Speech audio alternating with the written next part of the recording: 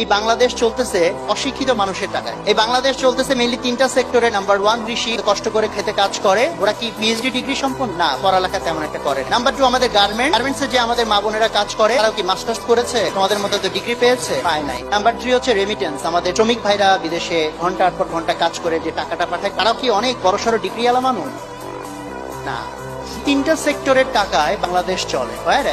আমরা যারা শিক্ষিত, আমাদের কন্ট্রিবিউশন কি জানো? আমরা বাংলাদেশকে চ্যাম্পিয়ন বানিয়েছি। আমরা যারা শিক্ষিতরা, ওদের যে কন্ট্রিবিউশন আমাদের বেশি। চ্যাম্পিয়ন বানিয়েছি বাংলাদেশকে, এবং একবার না, 2 বার না, 5 বার চ্যাম্পিয়ন বানিয়েছি। কোন সেক্টরে জানো তোমরা? দুর্নীতিতে। এটা কাদের অবদান? যে খেতে কৃষক কাজ করে ও করছে দুর্নীতি, গার্মেন্টসের মেয়েটা করছে, শ্রমিক ভাইটা করছে, করে নাই। কে করেছে? আমরা যারা শিক্ষিত মানুষ, রাইট? সো তাহলে তুমি এই দেশটাকে ডুবাতে পারো, এই দেশটাকে চাইলে উপরে উঠাতে পারো। দেশকে উপরে উঠাবা, তার জন্য সবার আগে কাকে উপরে উঠাইতে হবে? নিজেকে।